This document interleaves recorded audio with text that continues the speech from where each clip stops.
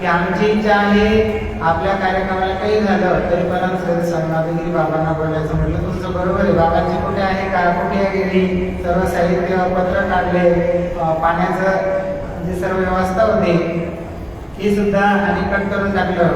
त्यांची इच्छा त्यांनी बाबांना बोलवायचं देव कोणत्या का होईना रूपाने. आताच आदरणीय नाशिक आश्रमाचे असलेले ट्रस्टी शिवाजी पाटील, आदरणीय त्या ठिकाणी दौलत पाटील, आदरणीय आश्रमाचे मॅनेजर सूर्यवंशी साहेब बोलता बोलता त्यांनी काय सांगितलं की आम्हाला परम श्रद्धेय स्वामी माधुगिरी बाबांनी पाठवलं.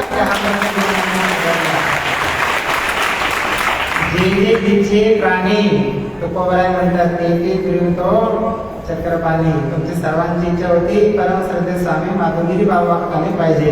तर देवा बाबा त्या ठिकाणी भक्तांच्या रूपानं त्या ठिकाणी आले. सांगितलं दौलत पाटलांना की तुम्ही जा. आणि खऱ्या अर्थानं यालाच म्हणतात सद्गुरूंची सेवा, की सद्गुरुदेवांनी जे सांगितलं ते करणं ही सर्वात मोठी सेवा आहे. आता छोट्याशा ताईने बोलताना सांगितलं ना, सद्गुरुदेवाने जे सांगितलं ती सेवा करणे मोठी सेवा आहे. खऱ्या अर्थानं आपलं भाग्य आहे.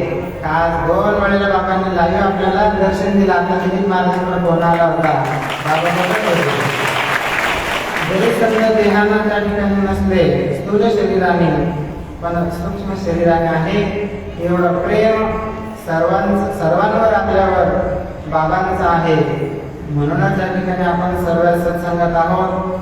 केवळ बाबांची अशा प्रकारची कृपा आपल्या जीवनामध्ये सद्गुरूंनी आपल्याकडून जी सेवा करून घेतली ती म्हणजे कायिक सेवा, दुसरी म्हणजे त्या ठिकाणी वाचिक सेवा, तिसरी म्हणजे मानसिक सेवा.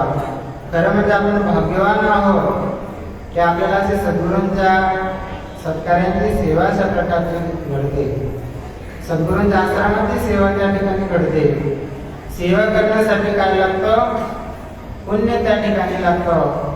बहुत सुकृताचा नादराय सांगतात, पूर्व अभ्यासाचा दात सद्गुरूंचा तोच जाणे. की तुमच्या आमच्या जीवनात